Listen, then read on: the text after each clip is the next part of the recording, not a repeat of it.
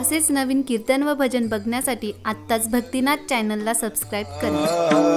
क्षणाहाची करावा विचार तरावया पार भव सिंधू नाशिवंत देहा जाणार सकळ आयुष्य खातो काळ सावधान संत समागमी धरावी आवडी करावी तातडी परमार्थाची नाशिवंत देहा जाणार सकळ आयुष्य खातो काळ सावधान तुका म्हणे इहलोकीच्या व्यवहारे तुका म्हणे इहलोकीच्या व्यवहारे नका डोळे धुरे भरुनी राहो नाशिवंत देहा जाणार सकळ आयुष्य खातो काळ सावधान विठ्ठल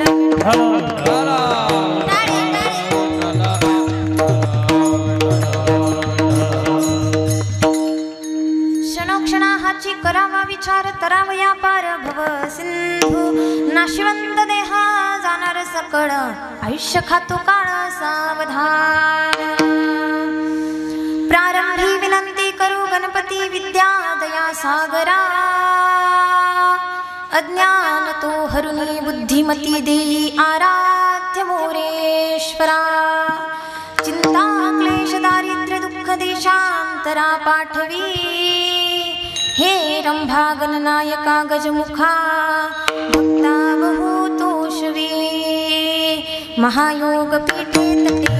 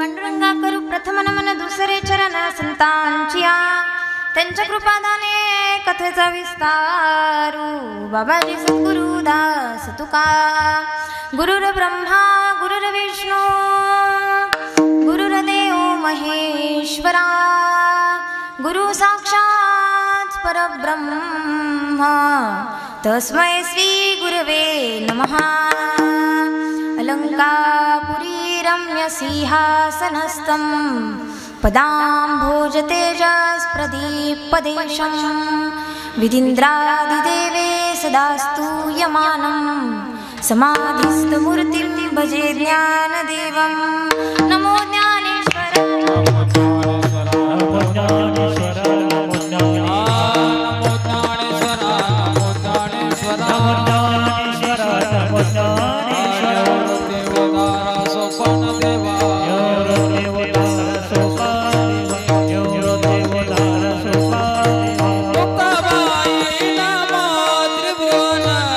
आज त्रय जननी देवाची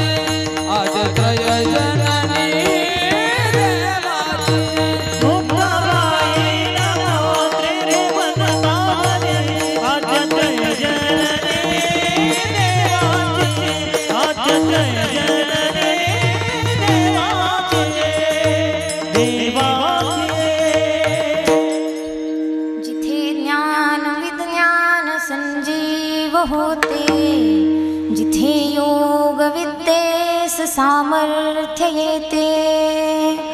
जिथे मानवाला मिळे मोक्ष गाथा, तुझ्या पायरीशी सदा नम्र माथा. क्षणा क्षणा हनुमंता तुम्हा आलो रामदूता, काय भक्तीच्या त्या वाटा, मज दावा व्यासुभटा. विठ्ठल विठ्ठल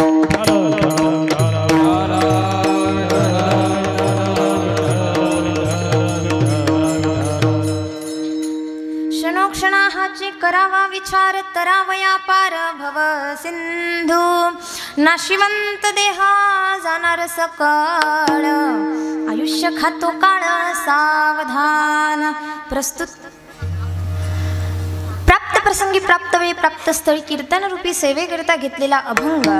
श्रीमंत संत श्रेष्ठ जगतवंदनीय जगद्गुरु वैराग्याचे महामेरू भक्तीचे कळस, मानवी मनावरती अधिराज्य करणारे कणकाई बोलवा पुत्र जगद्गुरु तुकोबाराय यांचा 4 चरणांचा मानवी मनाला दिशा दाखवणारा असा उपदेशपर प्रकरणातील अभंग तुम्हा श्रोते सज्जनांच्या मायबापांच्या सेवेकरिता घेतला. विठ्ठल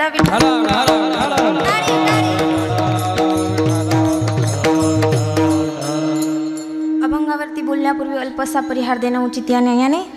अनंत कृपा सिंधू पांडुरंग पंढरीशा परमात्मा, कैवल्य साम्राज्य चक्रमूर्ती विश्वमाऊली ज्ञानोबराय व अखिल संतांना सुशोभित करणारे वारकरी संप्रदायाचे कलष्ठानी असणारे तुकोबाराय, अधिक करून सकल संतांच्या कृपा आशीर्वादाने, विश्व सद्गुरू निवृत्तीनाथ महाराज यांच्या कृपा आशीर्वादाने व प्रभू श्री रामचंद्रांच्या पदस्पर्शाने पावन झालेली ही पुण्यभूमी म्हणजे श्री क्षेत्र गिरणारे.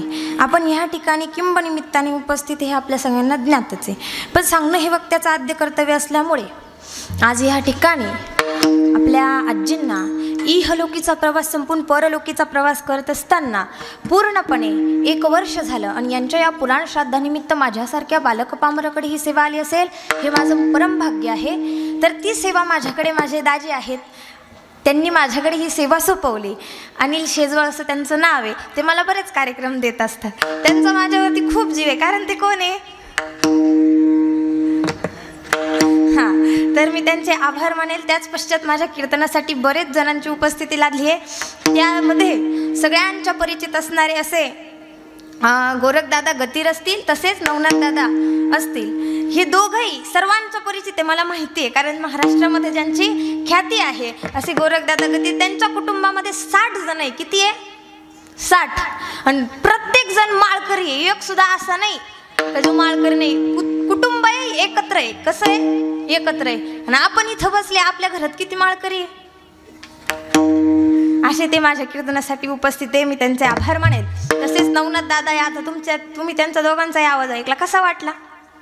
तुफान आहे ना, तुफान. त्यांची उपस्थिती लादली, मी त्यांच्या दोघांचेही आभार मानेल. तसेच बघा, एवढं सुंदर विणेकरी बाबा दिसत आहे. आता तुम्ही सगळेजण टोपी घालून बसली, पण कीर्तनात कधी विणा घेऊन उभे राहिले का? नाही ना. हां, मग ही खंत आहे आपल्या वृद्धत्वाची. पण बघा, आज ह्या ठिकाणी बाबा सुंदर असा विणा घेऊन किती सुंदर दिसतात. ते सुंदर दिसताना त्यांचं वय पण सुंदर आहे की नाही, अशा सुंदर प्रकारे ते विणा घेऊन उभे. आमचे शेळके बाबा, त्यांचे मी आभार मानेल. बघा, हे बालगोपाळ भजनी मंडळ आहे, यांचे देखील आभार मानेल. मृदुंगवादक आहे शुभम महाराज पगार, त्यांचे आभार मानेल. त्याच पद्धतीने तुम्हाला दिसतं इथं शूटिंग चालू आहे, तर ते शूटिंगवाले दादा आहे. ते यायला नाहीच म्हणत होते, पण मी त्यांना बोलवलं. ते देखील इथं उपस्थित आहे. रोहन दादा धोंगडे, त्यांचेही मी आभार मानेल. तसेच माझा आवाज तुमच्यापर्यंत पोहोचतोय, तर तो कसा पोहोचतोय? माईक सिस्टीमद्वारे. तर बघा, इथं तुम्ही नाव वाचलंच असेल, काळूबाळू माईक सिस्टीम आहे. आमचे विकी दादा बऱ्याच आग्रहाने ते या ठिकाणी उपस्थित आहेत. मी त्यांचे देखील आभार मानेल. सर्वांच्या चरणावरती नतमस्तक होईल. आज यांचा बराच मोठा परिवार आहे. यांना 5 मुली आहेत, 2 मुलं आहेत. त्र्यंबक दादा आहेत, तसेच आपले शंकर दादा आहेत. या सर्वांच्या चरणावरती नतमस्तक होईल आणि सेवेला सुरुवात करेल. विठ्ठल विठ्ठल.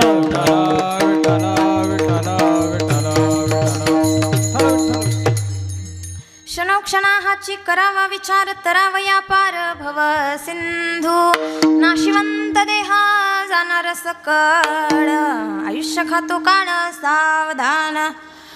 जगद्गुरु तुकोबारायांचा अभंग सेवेसाठी घेतलाय सज्जनांनो. बघा, ज्या महापुरुषाचा अभंग आहे ते जगद्गुरु तुकोबाराय म्हणजे काय हे आपल्या सगळ्यांना ज्ञातच आहे. वारकरी संप्रदायाचा कळस माझे तुकोबा राय. 5वा वेद ज्यांनी निर्माण केला असेल ते माझे तुकोबा राय. अगदी बहुजन समाजातील संत, किती संत, तळागाळातील संत, सर्वसामान्य लोकांनाही कळेल, त्यांची वाणी कळेल, त्यांना नेमकं काय सांगायचंय, समाजापर्यंत ज्यांनी ब्रह्मज्ञान पोहोचवलं असे माझे तुकोबा राय. तुकोबा रायांचं वर्णन किती करायचं? तुकोबारायांचं वर्णन करत असताना त्यांचा पट शिष्या बहिणाबाई सांगतात, तुका झाला से कळस भजन करा सावकाश. बहिणी म्हणे फडकवती ध्वजा आणि निरूपण केले ओ ओझा. वारकरी संप्रदायाचा कळस करण्याचा मान माझ्या तुकोबारायांना प्राप्त झाला. हे बोलणं एवढं सोपं नाही बरं. आपण आपल्या घराचा कळस मोडून काढतो, पण त्यांनी वारकरी संप्रदायाचा कळस उभा केला. बघा, राष्ट्र कुठलाही असो, राष्ट्राचं नाव मोठं करण्यासाठी 3 प्रकारच्या लोकांचं योगदान लागतं. कोण आहेत ते 3? सती, संत आणि शूर. या तिघांकडे सतीने संस्कार लावायचे, संतांनी संस्कृती सांभाळायची आणि शूराने देशाचं रक्षण करायचं. एवढं या तिघांनी केलं की राष्ट्राचं नाव मोठं होतं. आता महिला मंडळी इथं बऱ्याच उपस्थित आहे. आपल्याकडे सगळ्यात मोठं कार्य आहे कोणतं? राष्ट्राचा कणा घडवण्याची ताकद आपल्या हातात आहे. कुणाच्या हातात आहे? झोपले की काय? झोपले नाही? ऐकताय ना? ऐका बरं का. राष्ट्राचा कणा घडवण्याची ताकद कुणाच्या हातात आहे? आपल्या हातात आहे. Young power is a country power, young power is a instep of India. युवा शक्ती, भारताचा जो तरुण घडवण्याची ताकद आहे ती कोणात आहे? एका आईमध्ये, एका स्त्रीमध्ये. म्हणून स्त्रीची निंदा कधीच करायची नारी की निंदा मत करो यारो, नारी रतन की खान. और जिस नारी से पैदा हुए शुक भीष्म और हनुमान. याच नारीने घडवलं छत्रपती शिवरायांना, याच नारीने घडवलं स्वामी विवेकानंदांना, याच नारीने घडवलं भीष्माचार्यांना, याच नारीने घडवलं भक्त प्रल्हादाला, याच नारीने घडवलं सर्व महापुरुषांना, अनेक थोरांना याच नारीने घडवलं. एवढी ताकद श्री शक्तीकडे आहे. आता प्रत्येक आईला काय वाटत असेल? माझा मुलगा शिवरायांसारखा निवडावा, वाटतं की नाही? माझा मुलगा भीष्माचार्यांसारखा निवडावा, माझा मुलगा प्रभू रामचंद्रांसारखा निवडावा. पुरुष मंडळी ऐकताय ना? वाटतं की नाही यांना? हां, तुम्हालाही तेच वाटतं. पण मला सांगा, तुम्हाला जर वाटत असेल तुमच्या पोटी राम जन्माला यावे, तर अगोदर तुम्हाला कौशल्या आणि दशरथ राजे व्हावं लागेल. तेव्हा कोण जन्माला येईल? राम जन्माला येईल. नाही तर माझी आत्ताची कौशल्या 7:30 वाजता TV समोर बसते. दशरथ राजे येतात, बॅग फेकतात हातातली, ती TV पाहत असते. म्हणते, ए कौशल्या, अगं चहा देते का ग? बसते. ती म्हणतो, थांबव जरा, तुम्हाला काही कळतं की नाही? माझी आवडती मालिका लागली. ते गार पडतं, दमून खमून येईल तर परत येतं. तिला म्हणतं, ए कौशल्या, अगं जेवायला देते का? पोटाला खूप भूक लागली, तुम्ही थांबाव जरा, माझी आवडती मालिका लागली ना. ती विचारतो, कोणती? ती म्हणती, माझ्या नवऱ्याची.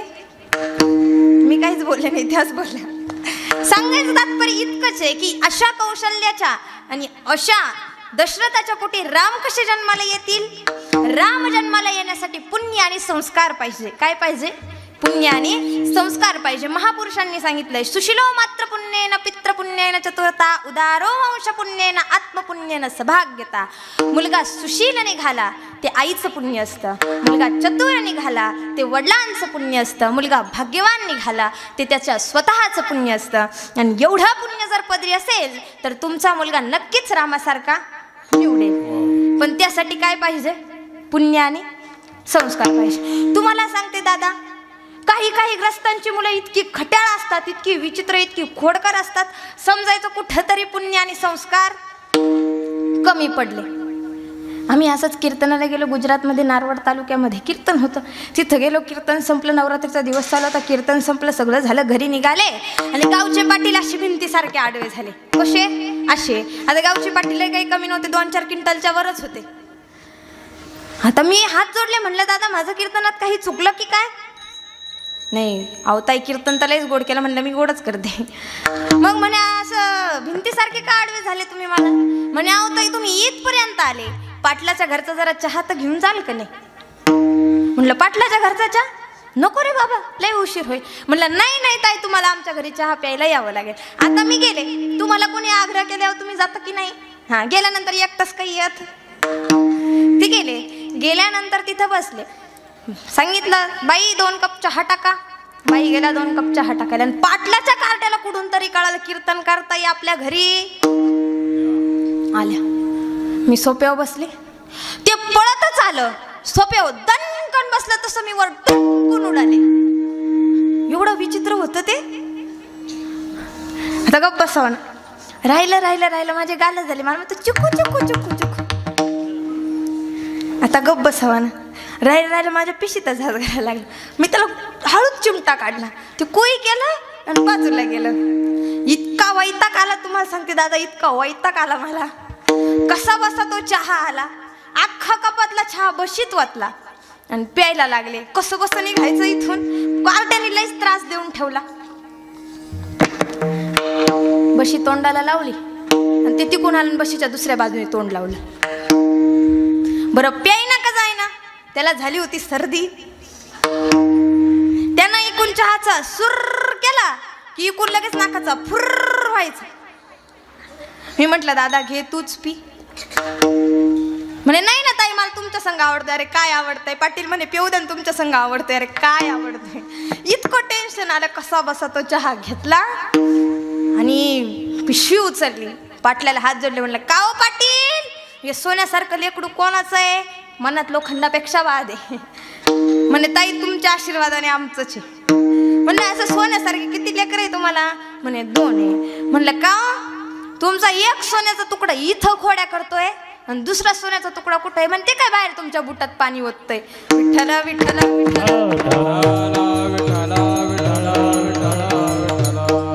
पुण्य आणि संस्कार कमी पडले. उन्मादो मात्र दोषो न पितृदोषो न मूर्खतः कार्पण्य वंश दोषो न आत्मदोषो न दरिद्रतः. मुलगा मूर्ख निघाला. कुणाचा दोष आहे. वडिलांचा दोष.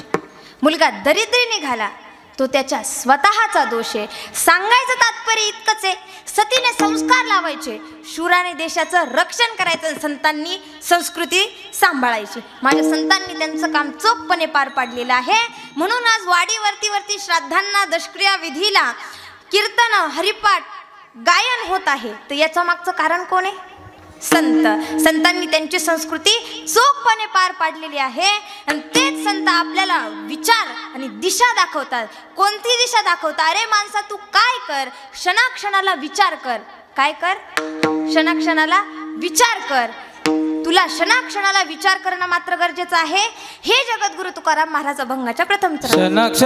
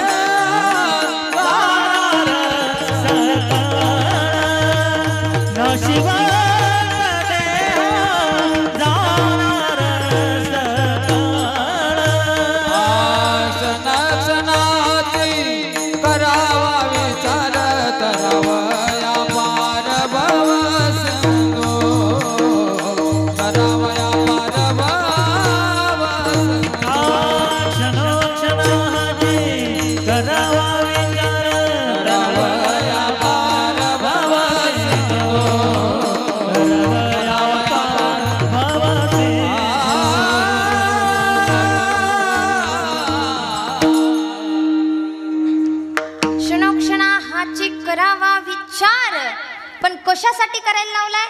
तरावया पार भव सिंधू. मग त्याच्यासाठी तुम्हाला क्षणाक्षणाला विचार करणं गरजेचं आहे. तर याच्या मागचं कारण काय आहे? देह मिळालाय ना. मग आपल्याला एक संधी प्राप्त झालेली आहे. कशासाठी? तरावया पार भव सिंधू. या भव सागरातून तरुण जायची आपल्याला काय मिळालेली आहे? संधी मिळालेली आहे. पण ती संधी मिळाली, पण काय आहे माहिती का? वेळ कमी आहे. वेळ कसा आहे? कमी आहे. कमी वेळेत आपल्याला संधीचं सोनं करायचंय. संधीचं सोनं कसं करायचंय? तर त्या भगवंताचं नामस्मरण करायचं आणि संधीचं सोनं करायचं आणि या भवसागरामधून तरुण जायचं. कारण हा देह मिळणं इतकं दुर्लभ आहे, त्याच्यासाठी शतवर्षाची तुम्हाला गणना करावी लागते. जाणार नरदेह दुर्लभ जाणार, देह दुर्लभ जाणार, नरदेह दुर्लभ जाणार. शतवर्षाची गणना, शतवर्षाची गणना, शतवर्षाची गणना, शतवर्षाची गणना. त्यामध्ये दुःख यातना, त्यामध्ये दुःख यातना, त्यामध्ये दुःख यातना, त्यामध्ये दुःख यातना.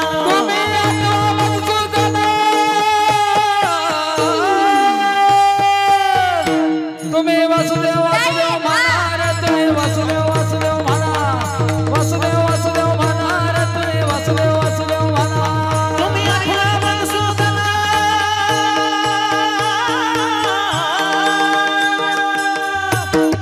वासुदेव वासुदेव म्हणा, तुम्ही वासुदेव वासुदेव म्हणा, तुम्ही वासुदेव वासुदेव म्हणा, तुम्ही वासुदेव वासुदेव म्हणा.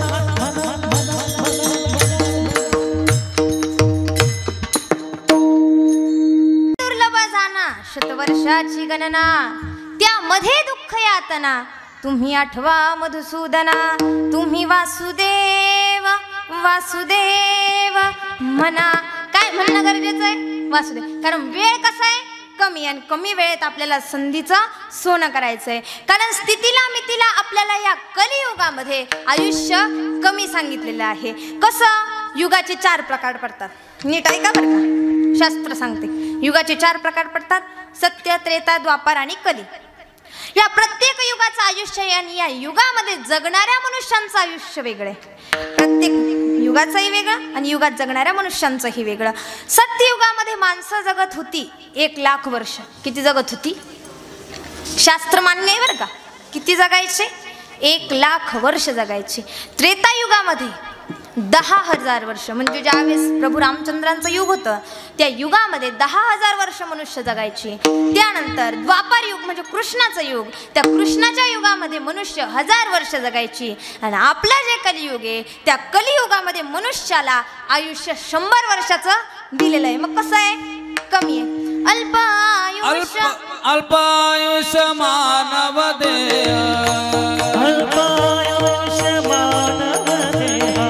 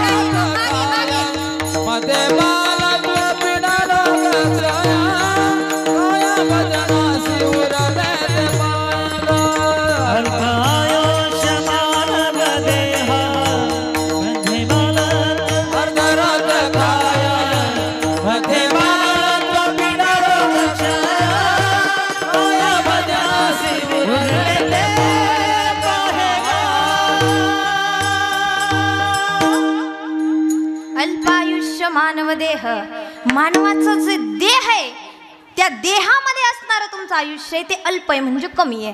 कलियुगाचं सुद्धा आयुष्य सांगितलंय. त्या कलियुगाचं जे आपलं आयुष्य आहे, त्या कलियुगाला आयुष्य 4,32,000 वर्षाचं आहे. किती आहे? 4,32,000 वर्ष युगाचं बरं का.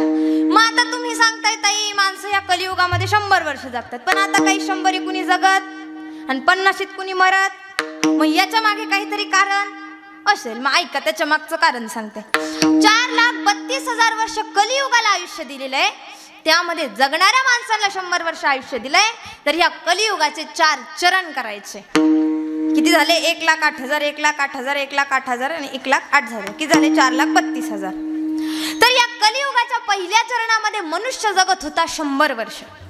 कलियुगाच्या दुसऱ्या चरणामध्ये मनुष्य जगणार आहे 50 वर्ष. कलियुगाच्या तिसऱ्या चरणामध्ये मनुष्य जगणार आहे 25 वर्ष. आणि कलियुगाच्या चौथ्या चरणामध्ये मनुष्य जगणार आहे 12.5 वर्षाचं आयुष्य. ही कलियुगाची स्थिती सांगितली आहे. मग मला सांगा, आपण 100 जगत आणि 50 कुणी मरत, म्हणजे आपली वाटचाल कलियुगाच्या दुसऱ्या चरणाकडे मात्र चाललेली आहे. सांगायचं तात्पर्य की हा अल्प आयुष्य मानव देह तुम्हाला प्राप्त झालेला आहे, पण तुम्ही त्याच्यामध्ये गुंततात, संसारात गुंततात. आणि तो जो तुमचं आयुष्य आहे, आयुष्य त्या आयुष्यामध्ये असणारा तुमचा जो देह आहे तो तुम्ही व्यर्थ खर्च करता. काय करता? व्यर्थ खर्च करता. आता तुम्ही इथं येऊन बसले, कशासाठी येऊन बसले? बोला लवकर. झोपले नाही ना? ऐकताय ना? ऐका बघा. आता तुम्ही इथे येऊन बसले म्हणजे कीर्तनासाठी येऊन बसले का?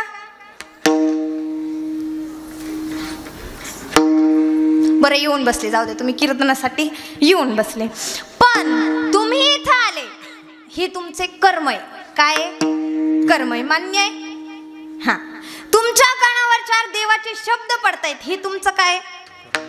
पण चांगलं कर्म आहे. चांगल्या कर्मात मोडता, बरोबर. मग असेच जर तुम्ही चांगले कर्म करत राहिले, असेच जर भजन गीत गात राहिले आणि कानाने ऐकत राहिले, तर तुम्ही हा भवसागर तरून जाणार आहात. येतंय लक्षात? आणि हा भवसागर तरण्यासाठी जर काही लागत असेल तर त्या भगवंताचं तुम्हाला नामस्मरण करावं लागेल. अन्यथा तुमच्या या देहाचं सार्थक होणार नाही. तुम्ही हा जो देह आहे तो तारून मात्र पुढे जाणार नाही. पण काय सांगितलं? अल्पायुष्य मानव देह. पण त्यामध्ये येऊन तुम्ही काय करतात? मध्ये बालत्व, पीडा, रोग, क्षय.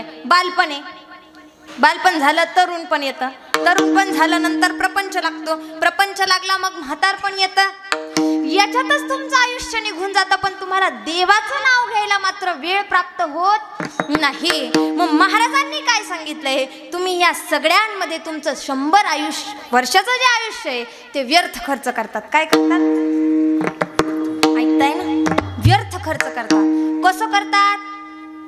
तुम्ही या जीवनामध्ये आल्यानंतर कोणत्याच गोष्टीचं, म्हणजे तुमचे जे कर्म आहे त्याचं भय बाळगत नाही. तुम्हाला वाटेल त्या मार्गाचा अवलंब करतात, वाटेल तसं तुम्ही जगतात. आणि एवढं जगून सुद्धा, एवढा सुंदर देह प्राप्त होऊन सुद्धा, एवढं तुकाराम महाराज, ज्ञानेश्वर महाराज, जनाबाई, मुक्ताबाई, बहिणाबाई आदी करून सर्व सांगून गेले की तुम्ही त्या भगवंताचं नाव घ्या, कारण इथं तुम्हाला सुख अजिबात नाही. पण वर गेल्यानंतर पण परलोकात सुख आहे का? नाही. इथं दुःख आहे, पण परलोकात सुद्धा तुम्हाला दुःख भोगावं लागतं. मग त्यासाठी तुम्हाला सावध होणं गरजेचं आहे. दुःख भोगायचं नाही ना. संसार सुखाचा आहे का? संसार कसा आहे? दुःखाचा आहे. संसार दुःखामुळं चहूकडे इंगळ दुःख बांधवाडी आहे संसार. दुःख बांधवाडी आहे संसार. सुखाचा विचार नाही कोठे. सुखाचा विचार नाही कोठे. दुःख बांधवाडी आहे संसार. दुःख बांधवाडी आहे संसार. सुखाचा विचार नाही कोठे. सुखाचा विचार नाही कोठे.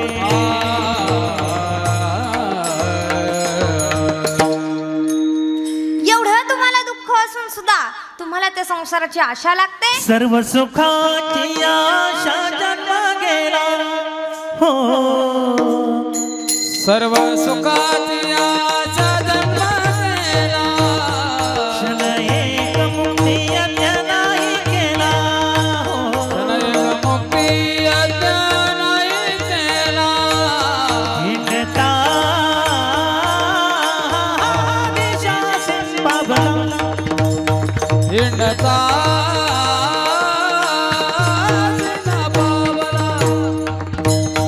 हिंडता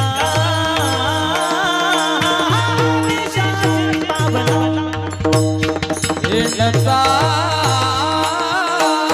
निशाची पावला माया एष्टीला जीव माझा माया एष्टीला जीव माझा माया एष्टीला जीव माझा माया एष्टीला जीव माझा माझे स्वहितने नती कोणी माझे स्वहितने नती कोणी माझे स्वहितने नती कोणी माझे स्वहितने नती कोणी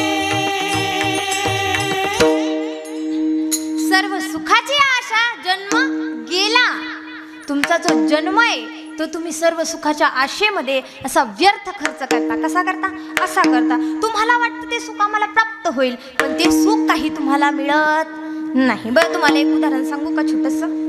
बघा, एक जण असतं, एकाने 2 गाढवं घेतलेली असतात. 2 गाढवं त्याच्याकडे असतात. संसाराकरिता त्याला पैशांची गरज असते, म्हणून तो ती 2 गाढवं बाजारात विकण्यासाठी नेतो. आता 2 गाढवं त्यांनी बाजारात विकण्यासाठी नेली. आता मला सांगा, बाजारात एक गिराईक नसतं. अनेक गिराईक आले, भाव केला, भाव जमला नाही. नीट लक्ष द्यायचं. प्रश्न विचारल्यावर आला नाही तर मग काय करायचं हे मी तुम्हाला पुढे सांगते. हां, तर 2 गाढवं होती, बाजारात नेली. बाजारात नेल्यानंतर खूप गिराईक आले, भाव काही जमला नाही, निराश झाला. पैसे कशासाठी लागत होते? संसाराकरिता. आणि याला जर पैसे भेटले नाही तर दुःख तिथं आलं की नाही?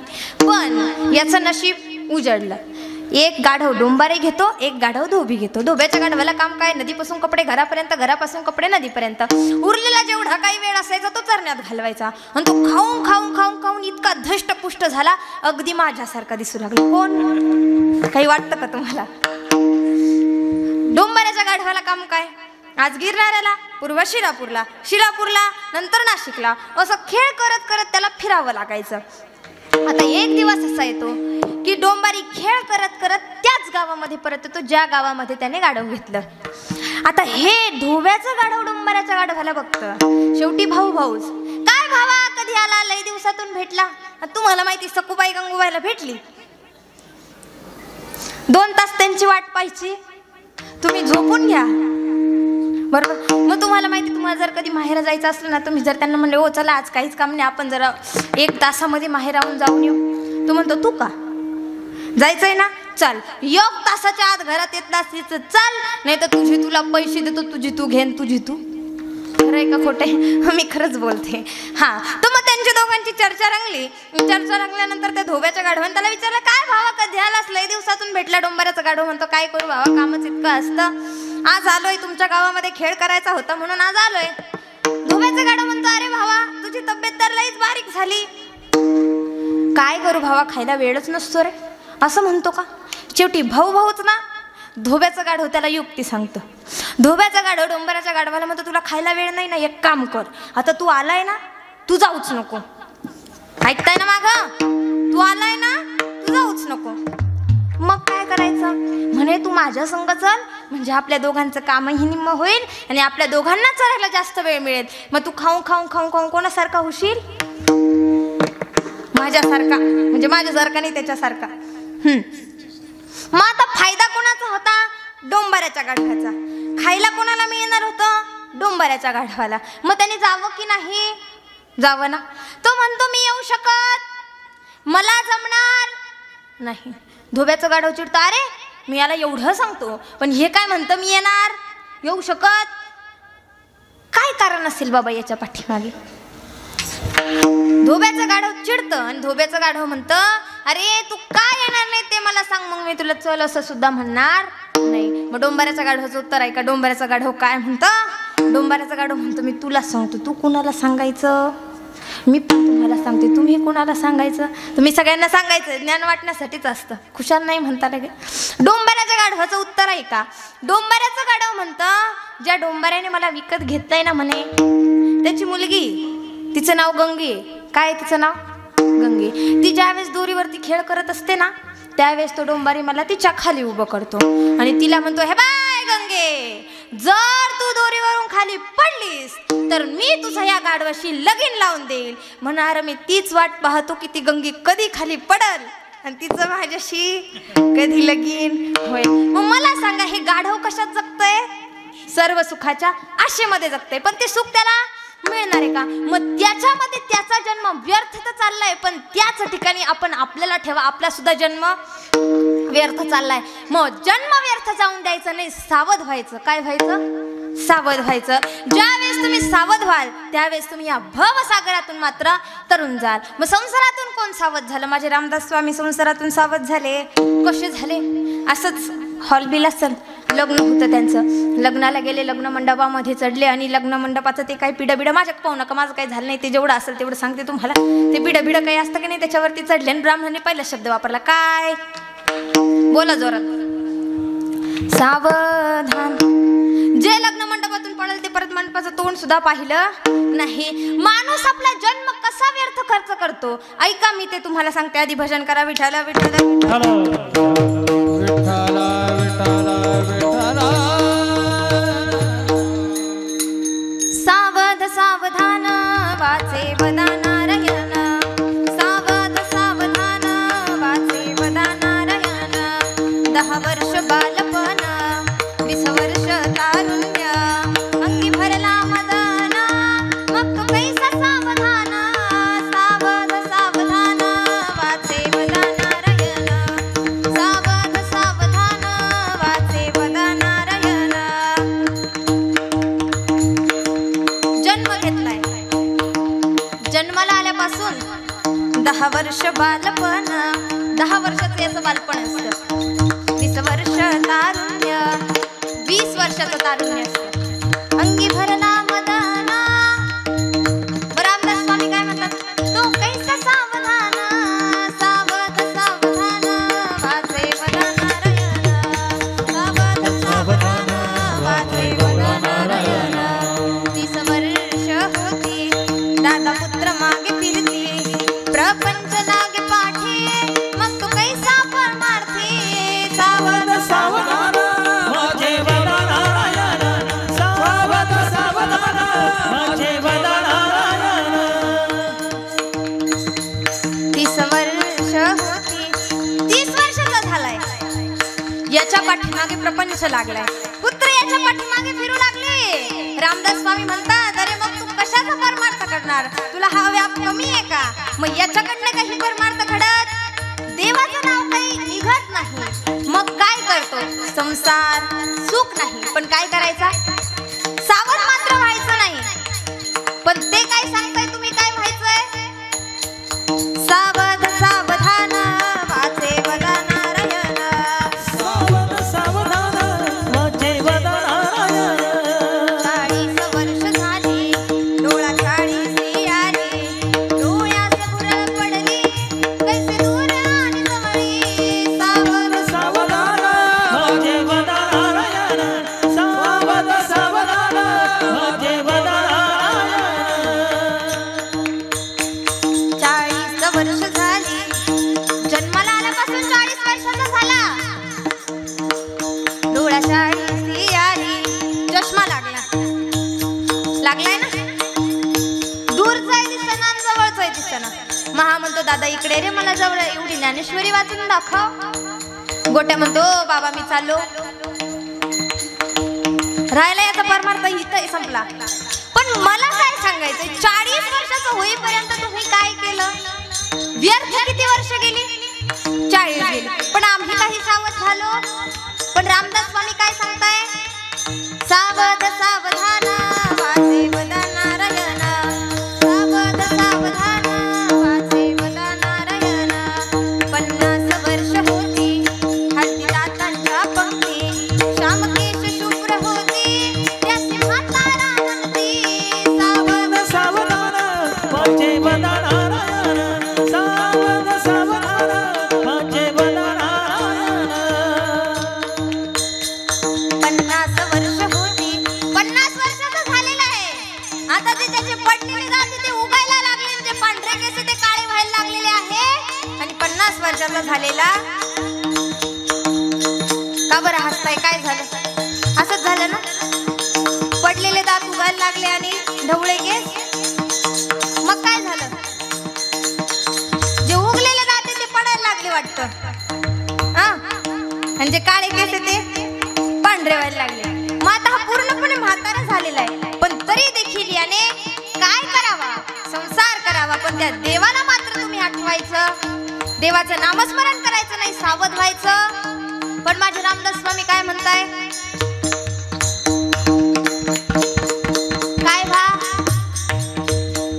सावध सावधान वासेव नारायण, सावध सावधान वासेव साठीची बुद्धी नाठी, मग हात आली काठी, बस बस लागे पाठी, त्यासी हसती कारटी. सावध सावधान वासेव नारायण, सावध सावधान वासेव नारायण. 60 वर्षाचा झालाय, याची जी बुद्धी ती आता लहान बालकाप्रमाणे झालेली आहे. आता हा साहजिक रस्त्याने जरी गेला तरी याला बघून कारटे हसता, इथपर्यंत याची अवस्था झालेली आहे, इथपर्यंत आलाय, संसार करतोय. संसार चुकीचा आहे असं मला म्हणायचं अजिबात नाहीये, पण संसार करत असताना परमार्थ करणं चुकीचं आहे, देवाचं नाव घेणं चुकीचं आहे नाही. रामदास स्वामी तेच सांगताय, सावध व्हा म्हणजे काय व्हा, संसार सोडा असं नाही सांगायचं, पण संसार करत असताना त्या भगवंताचं नामस्मरण करा, म्हणजे तुमचा जो नाशिवंत देह आहे तो एकदा सकाळला गेला की मग तुम्हाला मोक्ष प्राप्त होईल. पण त्यासाठी तुम्हाला आधी सावध होणं मात्र गरजेचं, बरोबर.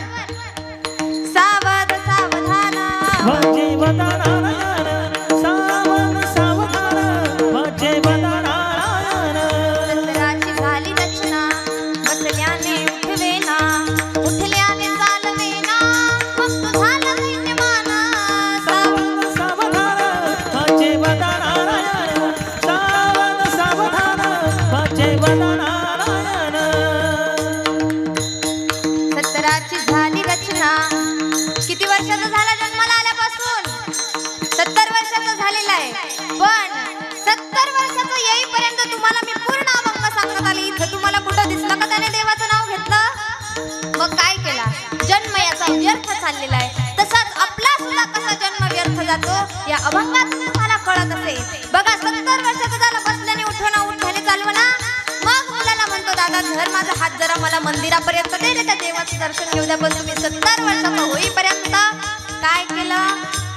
सावध सावधान वासेव नारायण, सावध सावधान वासेव नारायण. 40 मिळून 80, मग झाला अपयशी, पाण्याविना मछली जैसी, जीव होतो का सवीसी. सावध सावधान वासेव नारायण, सावध सावधान वासेव नारायण. 4 20 मिळून 80, किती वर्षाचा झालाय? 80 वर्षाचा झालाय. असा जसा पाण्यातून मासा बाहेर काढावा त्याचा जीव कसा तळमळतोय, आता या 80 वर्षाच्या म्हाताऱ्याचा जीव तळमळायला लागलेला आहे. पण तरी देखील तो सावध मात्र होत नाहीये. जीव जायला झालाय, पण मी देवाचं नाव घेणार नाही. जन्म तुम्हाला देवाचं नामस्मरण करण्यासाठी दिलाय, पण मी देवाचं नामस्मरण करणार नाही. पण तुम्ही जन्माला आले, तुम्हाला सुद्धा एक ना एक दिवस जायचंय, म्हणून लक्षात घ्या. काय करायचं असेल जीवनात येऊन त्या देवाचं नामस्मरण करा. पाण्यातून मासा जसा बाहेर काढला त्याचा जीव कसा तळमळतोय, त्या देवाचं नाव घेतल्यावर तुमचा जीव तसा तळमळणार.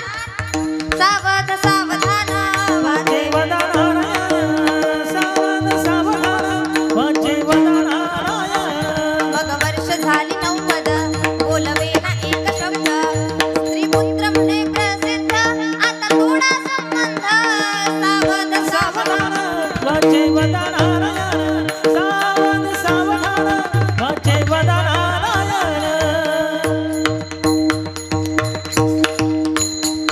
मग वर्ष झाली 90, किती वर्षाचा झालाय? 90 वर्षाचा झालाय. जन्माला आला 90 वर्षाचा झाला. तोंडातून मात्र शब्द बोलवत नाही, पण आशा मला संसाराची धरायची, मला संसार करायचा, माझे मुलं बाळ सगळं करायचं. पण एवढं करून देखील देवाचं नाव मात्र मला घ्यायचं नाही. आणि मग माझी अवस्था कुठपर्यंत येणार आहे? मग माझी अवस्था येणार आहे श्री पुत्र म्हणे प्रसिद्ध, आता थोडा संबंध. पण तरी मी सावध होणार. मग काय करणार? संसार करणार. संसार करत असताना देवाचं नामस्मरण मी करणार नाही. मग तुमची अवस्था इथपर्यंत येईल. तुम्हाला जर याच्यातून सुटायचं असेल ना, सावध सावधान वाचे सावध सावधान वाचे वदनारायण. एक शतक पूर्ण झाला, एक शतक पूर्ण झाला, आला तैसा वाया गेला. रामदास स्वामी म्हणे योगी सावध झाला. सावध सावधान वाचे वदनारायण सावध सावधान वाचे वदनारायण नारायण. एक शतक पूर्ण झाला, आला तैसा वाया गेला. रामदास स्वामी म्हणे योगी सावध झाला.